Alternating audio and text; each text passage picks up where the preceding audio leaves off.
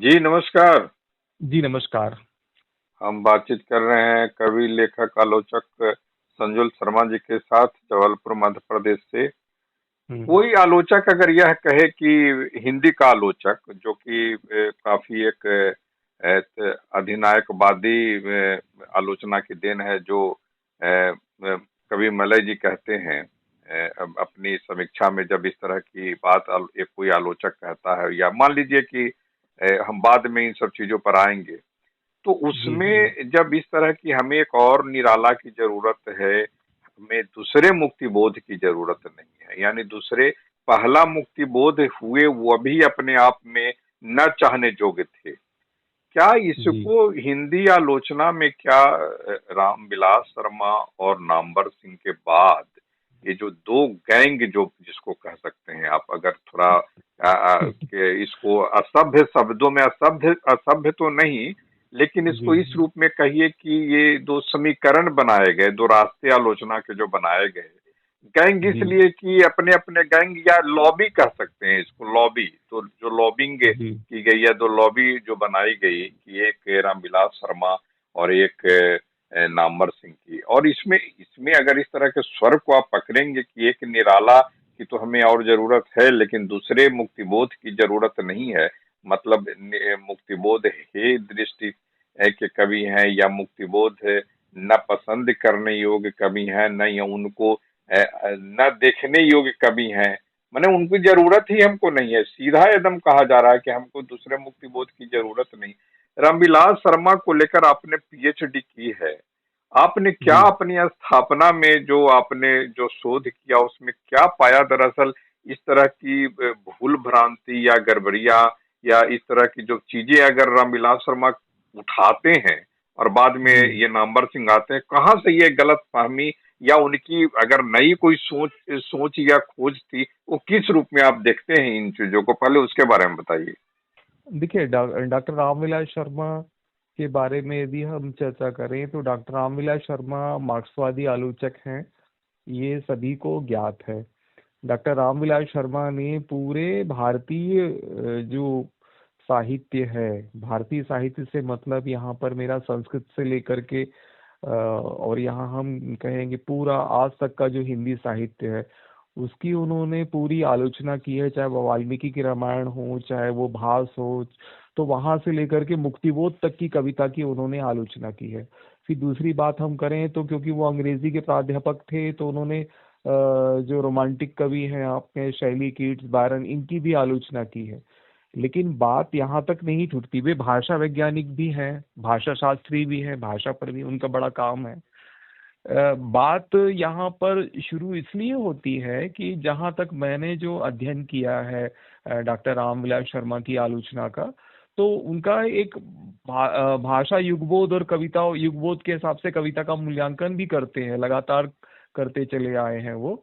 और जब हम बात करते हैं सीधे यहाँ तक आते आते, तो निराला को लेकर के उनके मन में जिस तरह का भाव है, प्रेम भाव जिसके कहते हैं, या जिस तरह की एक वैचारिक समझ को वो निराला के सामने रखते हैं, उनकी समझ को, तो उसके दरमियान देखें तो वो 3 पुस्तकें वो लिखते हैं। निराला की साहित्य साधना 1, निराला की साहित्य साधना 2, निराला की साहित्य साधना 3।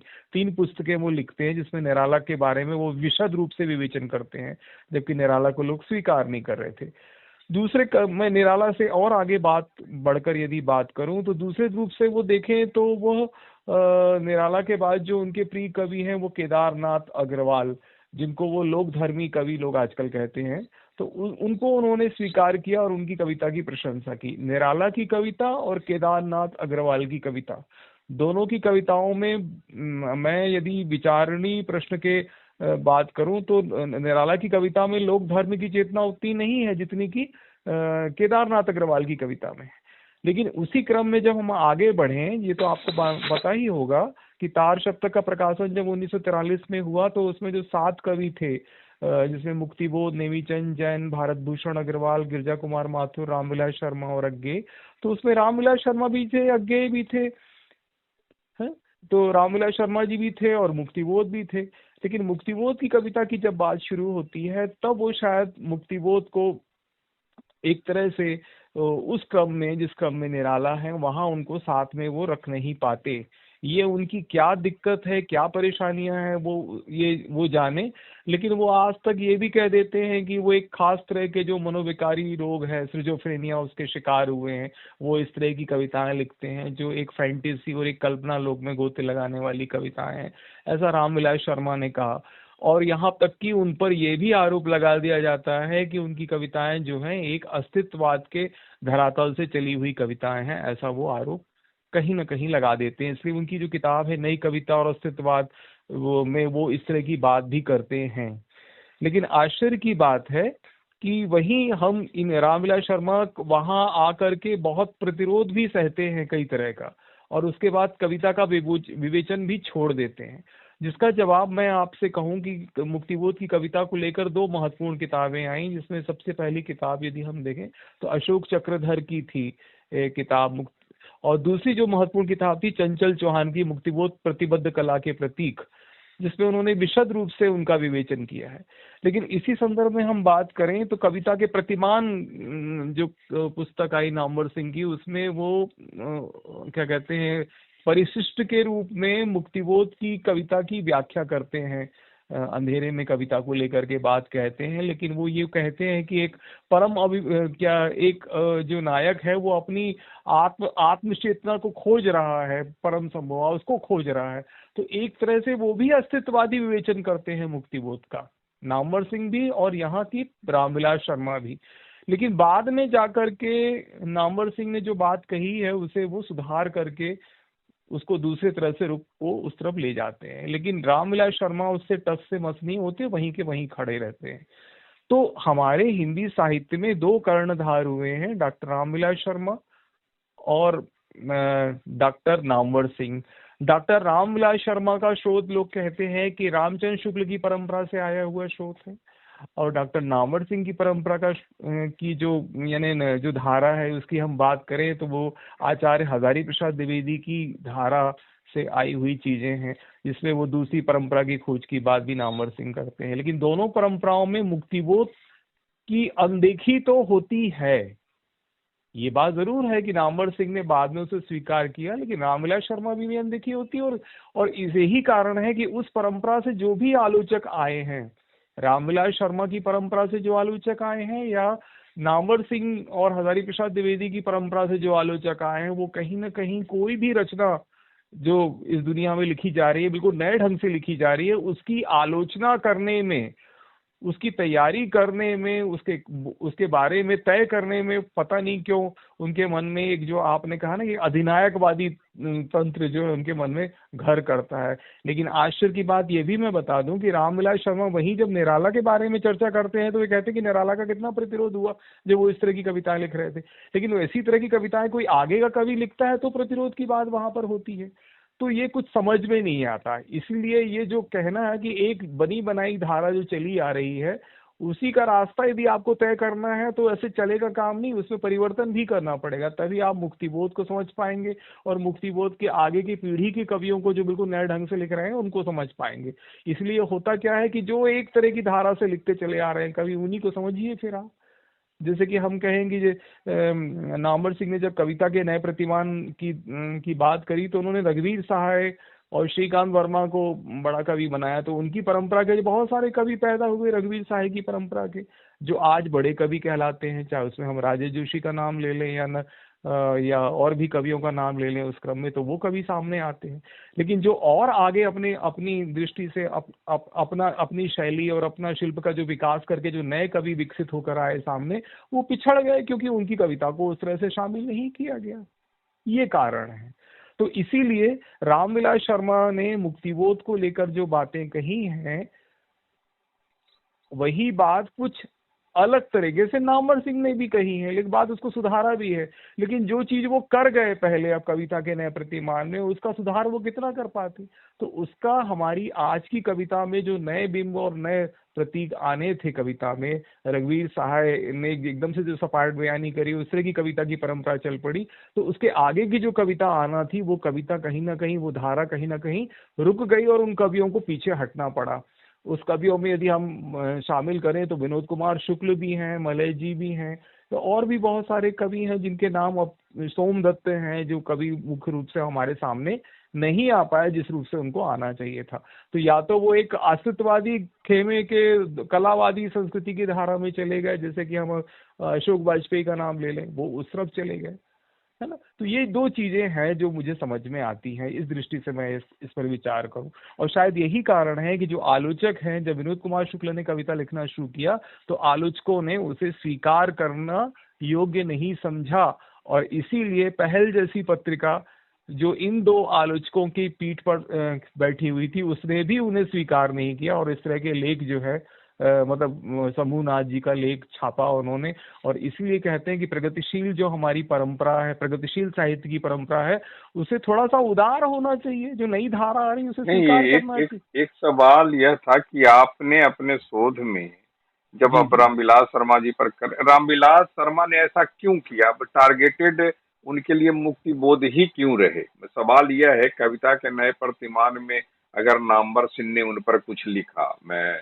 जी। इन पर मुक्ति बोध पर, तो वो टारगेटेड क्यों हुए? ये सवाल अच्छा, यह एक, है, वो हाँ, टारगेट करने योग्य क्यों मुक्ति बोध लगे इन रामविलास शर्मा जी को? ये एक लेकिन सवाल है।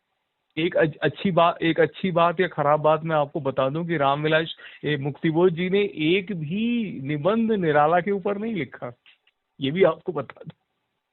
ये नहीं, भी बड़ी विडंबना। ये सब ठीक है, ये सब मैंने आलोचकीय परिदृश्य में इन सब चीजों का बहुत ये नहीं है, मैंने जी योगदान जी। नहीं कहा जाएगा, लेकिन रामविलास शर्मा के लिए मुक्तिबोध टारगेट क्यों हुए, क्यों टारगेट किया रामविलास शर्मा ने मुक्तिबोध को? पहले इसको परखा जाए कि यह क्यों जरूरी हुआ उनकी आलोचना के लिए।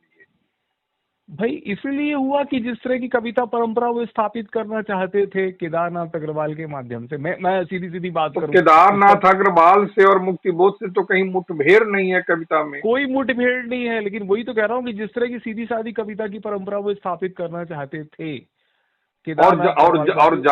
जहां तक सवाल है कि मुक्तिबोध का निधन जो है 64 में होता है, जी निराला जी का निधन 1961 में होता है। जी जी। किताब लगभग ये जो है वो लगभग 70 के आसपास की किताब है ये, जिसको जी बाद में साहित्य अकादमी भी 73-74 में अकादमी पुरस्कार भी इस पर मिलता है, हाँ, नई कविता और नई क्या कहते कविता हैं। में। तो और ये सब 70 के बाद हो रहा है। मुक्तिबोध जी, का जाना 6-7 साल हो गए हैं।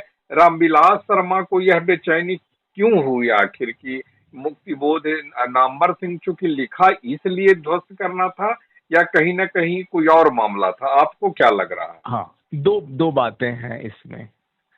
देखिए, ये प्रतिद्वंदता तो थी दोनों आलोचकों में, नामवर सिंह और रामविलास शर्मा में। हाँ, ये बात जरूर है कि रामविलास शर्मा की आलोचना जो है लिखित आलोचना के रूप में ज्यादा प्रचलित है। नामवर सिंह का वो जो क्या कहते हैं वक्तृत्व कला है या भाषण में उन्होंने बहुत से निबंध पढ़े, बाद में उनकी महत्वपूर्ण किताबें आई। तो ये हो सकता है कि क्योंकि उन्होंने कविता के प्रतिमान में उनके बारे में कुछ लिखा था और उन्हें लगा कि कहीं मुक्तिबोध स्थापित हो गए, तो उन्होंने जिनको विस्थापित करना चाहते हैं, खास तौर से केदारनाथ अग्रवाल को लेकर के, या जो बातें उन्होंने लिखी हैं उसको ध्वस्त करने के लिए भी हो सकता है।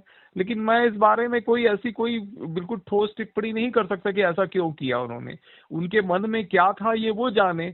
लेकिन मूल बात यह है कि कहीं ना कहीं जो धारा चली आ रही थी, मुक्तिबोध की प्रबल धारा जो चली आ रही थी, उसको तोड़ने की बात तो की है रामविलास शर्मा ने, और जब तोड़ा है तो कविता को ही छोड़ दिया उन्होंने, फिर शायद कविता पर नहीं नहीं, उन्होंने काम नहीं। आपको क्या लगा, आपको क्या ऐसा लगता है कि रामविलास शर्मा जो कहते हैं कि वो सिजोफ्रेनिक थे, ये जो नहीं, मुक्तिबोध को लेकर के, क्या आपको लगता है कि वो मुक्तिबोध है अपने पूरे चिंतन प्रक्रिया में कहीं सिजोफ्रेनिक होते हैं? देखिए, दो चीजें हैं। रामविलास शर्मा के पूरे साहित्य को आप ध्यान से पढ़ें या निराला को लेकर पढ़ें, तो रामविलास शर्मा जी की जो वो लेखनी कहीं है। भी जी रामविलास शर्मा निराला पर लिखते हुए उनकी जी। विक्षिप्तता भी बचाते हुए देखे जाते हैं। हाँ, बिल्कुल बिल्कुल। लेकिन आप। उनको सिफिलिस रोग हुआ है निराला को, वो भी जी बचाते हुए देखे जाते हैं, उसके जो बिल्कुल कारण बताते हैं। बताते हैं, दूसरे तीसरे कारण बताते हैं। हाँ हाँ हाँ, लेकिन यहाँ पर वो उल्टा उन निराला पर की अटैक साहित्य, करते। निराला की साहित्य साधना प्रथम खंड में वो बताते हैं इस तरह से, बिल्कुल। ऐसे ऐसे, इस तरह से ऐसे ऐसे हुआ, जी ऐसे जी। ऐसे हुआ। वो सीधे बिल्कुल ये नहीं बिल्कुल। कहते हैं कि कहीं कोई हाँ उनका हाँ। वेश्यागमन है या कहीं कोई इस तरह की बात है नहीं जो, नहीं, उनका बचाव करते हैं हर तरह से। निराला का, निराला का बचाव बहुत आत्मीयता से, बहुत अच्छे से करते हैं वो। क्योंकि वेश्यागमन आदि आदि वाली बात अपनी खबर में, अपनी खबर जो पांडे बेचन शर्मा उग्र की किताब है, हाँ उसमें उसमें वो है। इस तरह के उसमें संकेत देते हैं वो। हाँ हाँ हाँ हाँ। लेकिन हम मुक्तिबोध की लेकिन बात जब करें। यहाँ मुक्तिबोध पर आते हैं तो सीधे अटैक करते हैं कि वो सिजोफ्रेनिक है। और इतना ही नहीं, वो उनके भाई रमेश, उनके भाई क्या नाम, छोटे भाई का क्या शरद नाम था, मुक्तिबोध, शरद शरद मुक्तिबोध। मुक्ति मोद के, उनके द्वारा किए गए बयान को वहां कोट करते हैं कि अपने बड़े भाई होने के चलते इनके घर में कैसे अराजक थे, कैसे अपने छोटे भाई का शोषण कर, ये सब कुछ वहां बताते हैं। जी बिल्कुल बताते हैं। शरद मुक्तिबोध तो मराठी के थे, और वो दूसरे तरह के व्यक्ति थे जो शायद गजानन माधव मुक्तिबोध नहीं थे। शरद मुक्तिबोध जो है थोड़ा सा, क्या कह सकते हैं कि वो दक्षिण पंथी की तरफ जा रहे थे, और ये मुक्तिबोध जी जो है बिल्कुल वामपंथ की तरफ जा रहे थे। दोनों में अंतर तो होगा ना, दोनों अलग अलग तरह के खेमे के लोग थे। इसलिए ये कहना कि वो उनकी विरोध प्रतिरोध कर रहे थे, तो ये बात हो ही नहीं सकती। और दूसरी बात है कि मुक्तिबोध का जो जीवन था बहुत संघर्ष और बहुत स्ट्रगल से भरा हुआ था। बहुत सारी परेशानियां उन्होंने डूबी और भोगी हैं। और दूसरी बात ये भी हो सकती है कि तार सप्तक के उनके साथ ही थे। मुक्तिबोध और रामविलास शर्मा की कविताएं एक साथ छपी हैं। ये भी कहीं ना कहीं होता है कि एक मैं तो आलोचक बन गया, ये बड़ा कवि बन गया, ये भी हो सकता है। अब मन में क्या है ये कुछ कहा नहीं जा सकता, अपन केवल कल्पना कर सकते हैं कि ऐसा हो सकता है। लेकिन ये बात जरूर है कि जैसे ही उन्होंने मुक्तिबोध की कविता को छोड़ा है, मतलब कविता को छोड़ा है, तो कविता को ही छोड़ दिया, किसी कवि पर लिखा ही नहीं। क्यों नहीं लिखा भाई? मुक्तिबोध पर लिख दिया तो फिर आगे के कवियों पर लिखने की प्रेरणा आपको क्यों नहीं मिली रामविलास शर्मा जी से? वो तो 2000 में उनकी मृत्यु हुई है। ये किताब तो 1970 कब आई है? 70 नई कविता और अस्तित्ववाद बहुत बाद में आई है। तो तब तक तो वो रहे तो शायद कर सकते, लेकिन उन्होंने कविता ही छोड़ दी और बाकी इसमें भाषा पर बात करने लगे, एशियाटिक समाज पर बात करने लगे, ऋग्वेद पर बात करने लगे। तो एक आपको एक क्या बात तो लगा अपने शोध के दौरान, हाँ, आपको क्या मुझे ये लगा? लगा, मुझे तो ये लगता, मैंने जो निष्कर्ष निकाला कि ये उनकी कहीं ना कहीं सोची समझी रणनीति थी। सोची समझी रणनीति, ऐसा नहीं कि उन्होंने मन से किया, मतलब मन से ही किया है कि मुझे ऐसा करना है। और शायद इसीलिए उन्होंने मुक्तिबोध पर सीधा आरोप लगाया सिजोफ्रेनिया का, और उनकी कविता पर, उनके उनके फैंटेसी पर आरोप लगाया। अब वो उसके कुछ कोटेशंस हैं, वो जो मैं थीसिस लूंगा तो मैं फिर आप उसको, उसका जवाब मैंने दिया है अपने ढंग से, तो वो मैं आपके सामने पढ़कर सुनाऊंगा, क्योंकि वो बहुत अंदर रखी है, मैंने निकाली नहीं है। नहीं तो वो मैं उसमें से कुछ कोटेशन आपको बता देता, जो मैंने मुक्तिबोध को लेकर के एक पूरा चैप्टर लिखा है, उस पर है ये बात पूरी। तो खैर उस पर हम आगे बात करेंगे। उस जी बिल्कुल लेख, बिल्कुल, मैं उसी उस पर बात उस करूंगा सीधे उस सीधे लेख जी। पर कवि मलय जी का क्या कहना था जो मुक्तिबोध को लेकर रामविलास शर्मा ने लिखा था? नहीं हाँ, मुक्तिबोध पर जो रामविलास शर्मा जी ने लिखा था, वो किताब तो जैसे ही बाजार में आई वो हमारे घर आ गई थी किताब, और उन्होंने पढ़ा और उन्होंने ये कहा पिताजी ने कि ये रामविलास शर्मा जी ये तो ये बेईमानी कर रहे हैं मुक्तिबोध जी के साथ, ये उनके साथ ऐसा नहीं किया जाना चाहिए। और वो अलग तरह की बेईमानी जो है, बेईमानी शब्द मैं थोड़ा उटपटांग कह रहा हूँ, उस दूसरे तरह की बेईमानी दूसरे खेमे ने भी की थी मुक्तिबोध जी के साथ। बाद में भले ही उसको शामिल किया उन्होंने, बाद में जब वो उन्होंने लिखा। लेकिन एक अच्छी बात मैं और ये बता दूं कि उसी जमाने में मुक्तिबोध की एक किताब आई थी, नई कविता और आत्मसंघर्ष, जिसमें नई कविता को एक नया रास्ता दिया।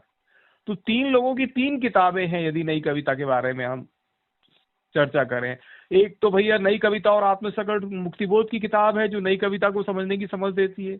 एक किताब कविता के प्रतिमान है जो नामवर सिंह की है, और एक कविता नई कविता और अस्तित्ववाद है जो रामविलास शर्मा की है। यदि तीनों किताबों की यदि हम क्रम में रखें तो पहली किताब जो नई कविता और आत्मसंघर्ष वो ज्यादा आगे की वैचारिक धरातल पर उतरती है, आलोचक के रूप में देखें मुक्तिबोध की।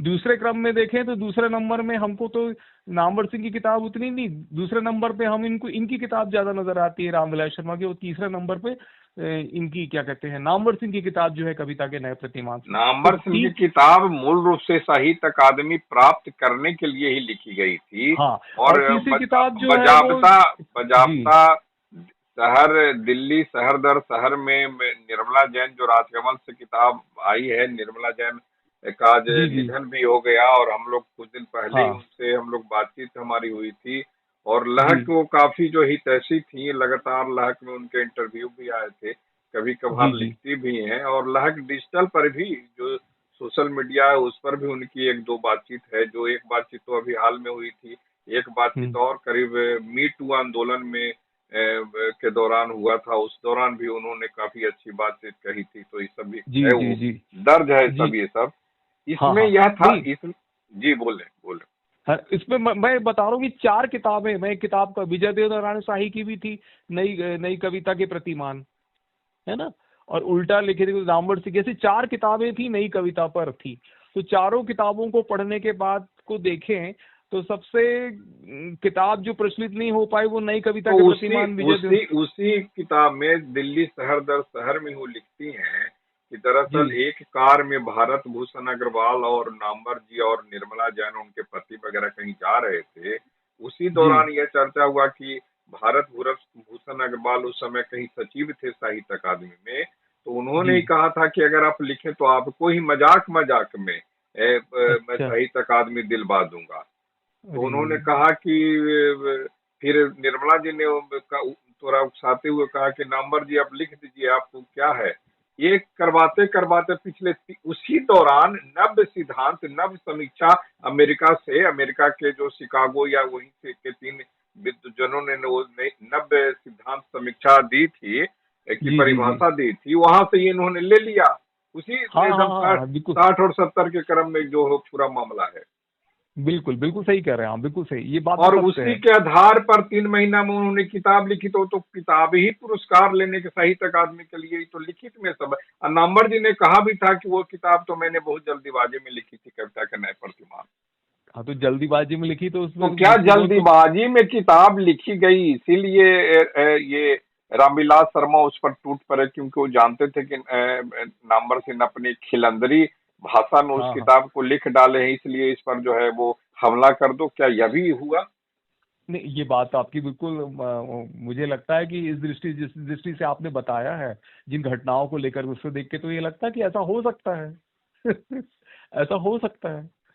लेकिन एक बात ये भी मैं कहना चाहता हूँ कि उसी दरमियान किताब तो बहुत बाद में आई, नई कविता के आत्मसंघर्ष, लेकिन वो बात जो है बड़ी अलग तरह की किताब थी मुक्तिबोध की, जो इन 3 आलोचकों से बिल्कुल आगे ठहरती थी, जो बिल्कुल नए कविता के बारे में नए चीजें तय करती थी।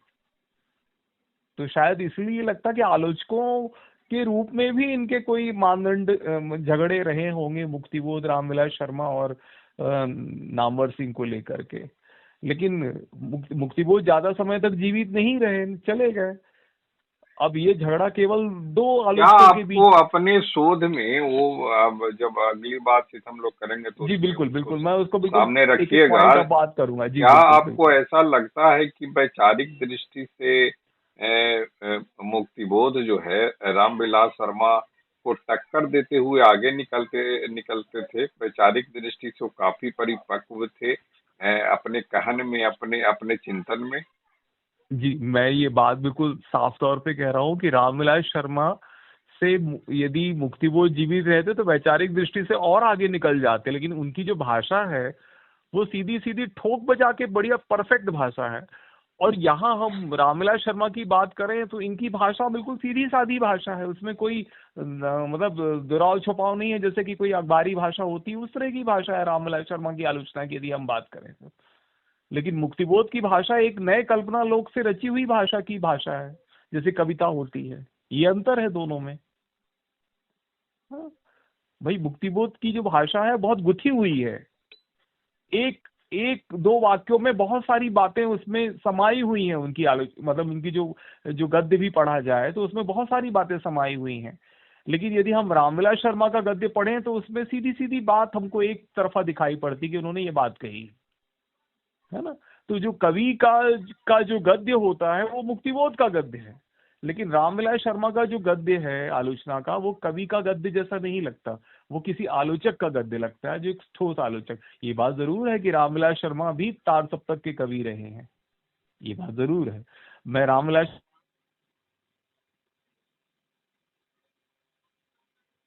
उन्होंने पूरी भारतीय संस्कृति के आधार पर, भारतीय सभ्यता के आधार पर अपनी कविता की आलोचना की है, एक नए ढंग से आलोचना की है, वो स्वीकार योग्य है। लेकिन मुक्तिबोध को लेकर के उनकी विचारणा जो है वो कहीं ना कहीं संकुचित है, बहुत संकुचित है, जो शायद उनके लिए, उनके सारे जो रचना संसार है, जितना विकास उन्होंने किया है, वो उन पर प्रश्न चिन्ह खड़ा करती है रामविलास शर्मा पे।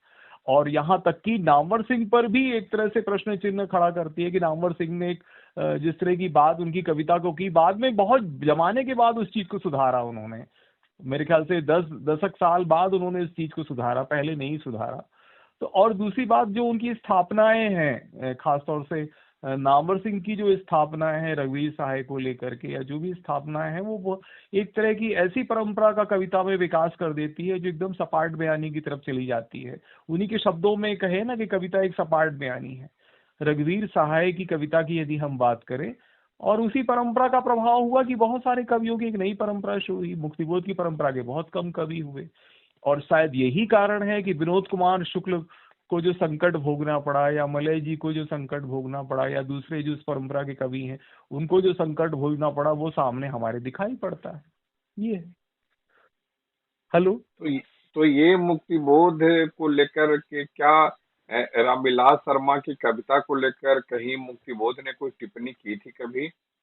नहीं नहीं, मुझे तो अभी तो याद नहीं कि उनकी कविता को लेकर के कोई टिप्पणी उन्होंने की होगी। तो बाद में जब आपने देखा कि तो वैचारिक दृष्टि से क्यों उनको ऐसा लगा कि मुक्तिबोध है और ये रामविलास शर्मा, क्या क्योंकि रामविलास शर्मा स्टालिन के माने स्टालिन के अंधभक्त कहे जाते थे या बहुत कट्टर समर्थक कहे जाते थे, और जी जी जी। वैचारिकता में भी कम्युनिस्ट को लेकर भी कुछ न कुछ अपने लेखन में सवाल उठाते हैं मुक्तिबोध। हाँ क्या देखिए, ये उन्होंने भी? ये तो मैंने पढ़ा है कि उन्होंने प्रगतिशील लेखक संघ एक जमाने के बाद छोड़ दिया था। नहीं, वो जाते थे घर से, कहीं यात्रा नहीं करते थे, कहीं विदेश यात्रा में भी नहीं गए, कहीं नहीं गए। उनको कई ऑफर हुए विदेश यात्राओं के, उनके इंटरव्यू में कहा थे, बोले नहीं मुझे हिंदुस्तान में ही रहना है। तो वो पहले ऐसे आलोचक थे जिन्होंने कोई विदेश यात्रा नहीं की।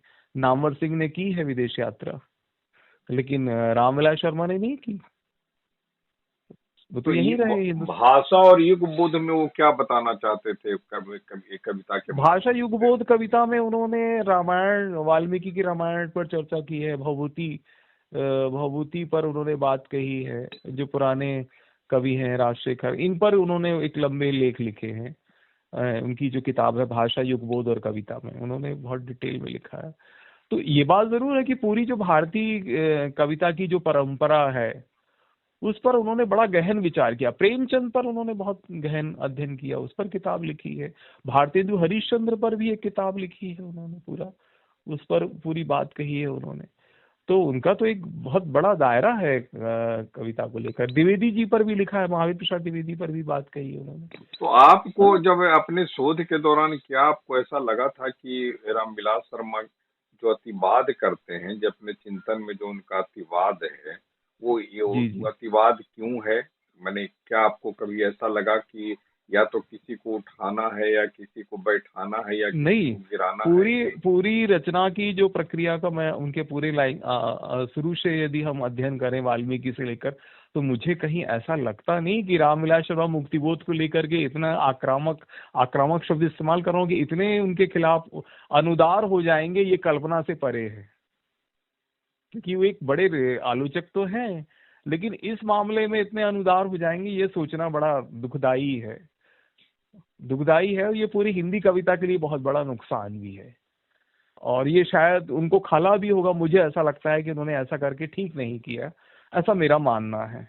यदि वो ये काम कर जाते तो शायद उन पर कोई ये जो दाग लगा है मुक्तिबोध को लेकर के, वो शायद दाग उन पर नहीं लगता। मैं बहुत बड़ी बात कह रहा हूँ क्योंकि वो बहुत बड़े लोग नहीं, वो हैं। तो व्यंग्य करते हैं, वो तो निराला की शाही साधना में भी जब वो पहले खंड में लिखते हैं, वो कहते जी हैं कि जी। मुक्तिबोध का एक अपना गैंग है या लॉबी है, जो उनके लेकर के अगर कुछ भी अगर खिलाफ लिखो तो टूट जाते हैं। तो उनकी ये सोच बराबर उनके खिलाफ बनी रही, उसमें सुधार की तो कोई संभावना थी ही नहीं, वो तो कभी थी ही नहीं नहीं, नहीं। लेकिन हाँ, नहीं लॉबी तो देखिए, मुक्तिबोध की कोई लॉबी नहीं थी। मैं तो नहीं मानता कि मुक्तिबोध की कोई लॉबी रही होगी। मुक्तिबोध के दायरे में कौन थे? मुक्तिबोध के दायरे में जबलपुर से एक रामकृष्ण श्रीवास्तव थे, उनके मित्र थे, बहुत करीब थे, जिनका एक कविता संग्रह निकला था चट्टान की आंखें। और मुझे याद है कि रामकृष्ण श्रीवास्तव जो थे, निधन के हाँ, बाद उन्नीस सौ निधन के बाद लॉबी चौसठ हो के सकती है, तैयार हो गई हो लॉबी उनकी, मुक्तिबोध की। हाँ, ये कह सकते हैं। 64 के बाद जैसे ही उनका 64 के बाद निधन लॉबी हुआ, तैयार हुई है। देखिए, दो दो श्रीकांत तरह की वर्मा, लॉबी। अशोक वाजपेयी, या फिर हाँ, उसमें नामवर सिंह आ गए और तमाम लोग आ गए, यह भैया तो है उसमें ही। नेमीचंद जैन ने संपादन किया मुक्तिबोध रचनावली का। नेमीचंद जैन संपादक रहे चांद का मुंह मुक्तिबोध। टेढ़ा है का संपादन जो है श्रीकांत हाँ, वर्मा ने किया। श्रीकांत वर्मा ने किया। उसकी भूमिका लिखी शमशेर बहादुर सिंह ने, भूमिका लिखी लंबी, चांद के मुंह टेढ़ा में। तो उसमें है, वो सब चीजें हैं। तो हो सकता है, ये चीज हो सकती है। शमशेर बहादुर सिंह पर उन्होंने क्या लिखा मुझे नहीं मालूम, रामविलास शर्मा जी ने। लेकिन शमशेर बहादुर सिंह तो द्वितीय शतक के कवि थे। तो शमशेर बहादुर सिंह ने भी कई, एक किताब है जिसमें प्रतिरोध किया है मुक्तिबोध की कविता का, उन पर आरोप लगाया है। गद्य और और अन्य निबंध में क्या, गद्य और एक अन्य निबंध की किताब है, हाँ उसमें हाँ हाँ क्या। हाँ, जी हाँ, कहीं आरोप लगाया है मुक्तिबोध पर शमशेर बहादुर सिंह ने। और बाद में शायद वो आरोपों से मुक्त भी हो गए हैं। यानी हम ये कह रहे हैं कि मुक्तिबोध को लेकर के पहले जिन कवियों ने आरोप लगाए थे, बाद में उससे मुक्त होने की कोशिश भी की है उन कवियों ने या आलोचकों ने। लेकिन रामविलास शर्मा शायद ऐसा नहीं कर पाए। चाहे वो नामवर सिंह हो, चाहे वो शमशेर बहादुर सिंह हो, तो वो मुक्त होने की कोशिश तो की है उन्होंने मुक्तिबोध को लेकर के। लेकिन ये बात जरूर है कि मुक्तिबोध की आलोचना की जो किताब है नई कविता का आत्मसंघर्ष, हाँ, ये भी बड़ी अच्छी, यानी आश्चर्य की बात है कि मुक्तिबोध जी सुभद्रा कुमारी चौहान पर लिख रहे हैं, मुक्तिबोध जी प्रसाद जी पर एक पूरा निबंध लिख रहे हैं, पूरा एक किताब लिख रहे हैं, प्रसाद जी पर नई कामायनी का पुनर्मूल्यांकन करके किताब लिख रहे हैं। तो लेकिन निराला पर नहीं लिख रहे हैं मुक्तिबोध जी। ये भी अपने आप में एक प्रश्न है कि क्यों नहीं लिखा निराला पर, जबकि हम लोग ये कहते हैं कि निराला की आगे की परंपरा के कवि मुक्तिबोध ही ठहरते हैं। तो फिर क्यों नहीं लिखा नहीं, उन्होंने, ये यह भी सवाल है, ये इस पर हम लोग बाद में विचार करेंगे। यह एक जी अहम सवाल है कि मुक्तिबोध के लिए निराला की कविता में कोई वैचारिकता नहीं दिखी और प्रसाद की कविता में वैचारिकता दिखी, यह भी एक सवाल है। नहीं नहीं नहीं, वैचारिकता की बात नहीं कर रहे हैं। वहां पे तो उन्होंने उसमें पूरे सामंतवादी दौर की कविता के रूप में उसको व्याख्यायित किया है, कामायनी को पुनर्मूल्यांकन में उन्होंने, मुक्तिबोध ने कामायनी को उस ढंग से मूल्यांकित किया है। कोई उसकी प्रशंसा नहीं की है उन्होंने, बिल्कुल नए धरातल पर आधार पर मूल्यांकित किया है। और ये नहीं, किताब लेकिन छपी। उस किताब को लेकर भी, उस किताब में करीब 150 पेज की वो किताब है। जी जी, और हाँ हाँ हाँ कसौटी कसने के लिए रामचंद्र शुक्ल को वो बार बार लाते हैं। लेकिन हाँ हाँ इतना हाँ। मुक्तिबोध जैसे मस्तिष्क का आदमी, अगर एक कवि जो है वो प्रसाद जी पर इतना समय देकर के अगर लिखते हैं, माने पूरे जी, एकदम उसको खोलते हैं, परत दर परत खोलते परत दर हैं। परत खोलते हैं, बिल्कुल तो बिल्कुल। इतनी इतनी इतनी वैचारिकता भी निराला की कविता में उनको नहीं मिली, यह भी तो एक सवाल है ना। हाँ, ये भी सवाल है, ये भी सवाल है। हाँ, यही कह रहा हूँ कि मुक्तिबोध निराला उनको प्रसाद अपील पर लिख नहीं रहे हैं। करते हैं, निराला उनको अपील नहीं करते हैं, प्रसाद उनको अपील करते हैं। हाँ, और प्रसाद के खिलाफ भी लिखते हैं, ऐसा नहीं है कि उनके पक्ष में लिख रहे हैं। वो कह रहे हैं कि ये सामंतवादी दौर की कविता है।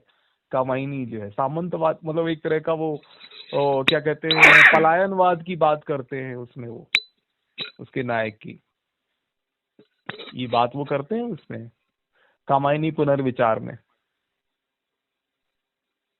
जी। जी। न तो पलायन तो अगर मान लीजिए उनको प्रेमचंद ने उनकी रचना को लेकर कहा था कि आप क्या तितली और कंकाल तो ठीक है, लेकिन आप ये सब क्या लिख रहे हैं नाटक वगैरह के लिए, समुद्रगुप्त वगैरह जो चंद्रगुप्त और ये सब, अब चंद्रगुप्त जी, जो है आपकी आवाज वही। थोड़ी कम कम सुनाई पड़ रही। प्रेमचंद ने भी कहा था उनको, जी। लिखित है कि आप गरे मुर्दे क्यों उखाड़ रहे हैं, इस तरह की बात कहा था प्रसाद को लेकर के। हाँ, ये तो तो उन्होंने इसको हाँ। लेकर के प्रसाद जी जो लिख रहे थे, प्रसाद जी अपनी समझ से चीजों को लिखते ना, न प्रेमचंद के हाँ। कहने से लिखते, ना मुक्तिबोध के कहने से लिखते। हम्म। वो जिन कमियों को दिखा रहे थे, वो समय काल में, हम्म। वो जो अवस्था होती है इस रूप में, जिस रूप में वो दिखा रहे थे कि वो पलायन जी जी जी। करता है, वो पलायन हाँ हाँ। उनको दिख रहा था, लेकिन वो संभव है कुछ और जीवन दृष्टि रही हो। बिल्कुल बिल्कुल। कला और नहीं। काव्य जो उनका एक निबंध की हाँ, पुस्तक है, जी जी। आप प्रसाद जी आपके की, जी।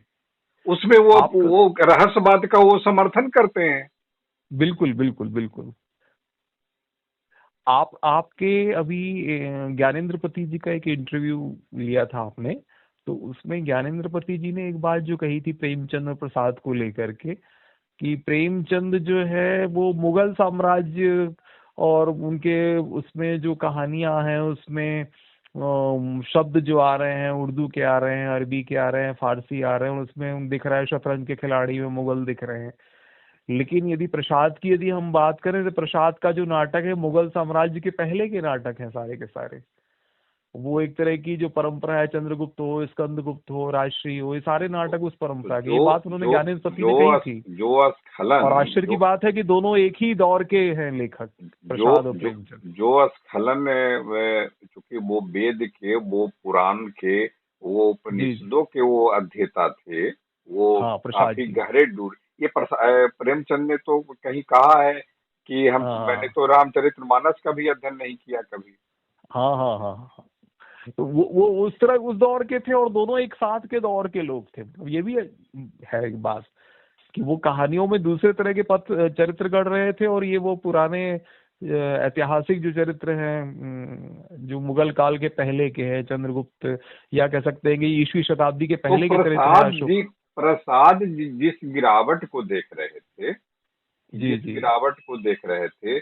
वो वो प्रेमचंद सामयिकता को देख रहे थे। हाँ, ये बात आप बिल्कुल सही कही। जी जी, बिल्कुल बिल्कुल। वो कह रहे हैं कि बुनियाद में ही जब इतनी चीजें थी, हम उसको विस्मृति में लेते चले गए, कहीं ना कहीं हाँ हाँ खो रहे हैं। हाँ, उसको देख रहे थे, हाँ।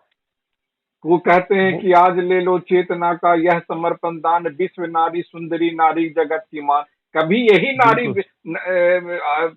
समर्पण की मान थी, आज ले लो चेतना का यह समर्पण दान, विश्व नारी हाँ सुंदरी नारी जगत की मान। आज नारी का क्या हाँ, हाल आपने कर दिया है। बिल्कुल बिल्कुल बिल्कुल। इसीलिए वो पुरानी जो सभ्यता है उसकी बात वो इसके कर रहे हैं। पूरे वैचारिक दृष्टि को हम लोग दरअसल इस संवाद में समझने की कोशिश कर रहे हैं। जी जी, बिल्कुल बिल्कुल सही कहा आपने। इसको सिर्फ सामयिकता के आधार पर इसको इसको यह देखें ये सही है ये गलत है, ये नहीं होगा। ये नहीं नहीं, विमर्श, सही सही। हाँ, वही वही बात मैं कह रहा हूँ ना कि ये जो मतलब। एक आलोचक आधुनिक युग का एक आलोचक यहाँ तक जब जी। कोई आता है कि हमको एक और निराला चाहिए, दूसरे हमें हाँ, मुक्ति बोध की जरूरत नहीं है, इसके व्यंग तंज व्यंजना को आप समझ रहे हैं कितनी बड़ी बात वो आलोचक कह नहीं, रहा है। ये तो आलोचक अपनी खुद दुर्गति कर रहा है ऐसा कह करके। मैं इसको क्या कहूँ, अब इससे ज्यादा मैं कोई शब्द इस्तेमाल नहीं कर सकता, कि आलोचक किसी न किसी सीमा में कैद होके ये बात कह रहा है,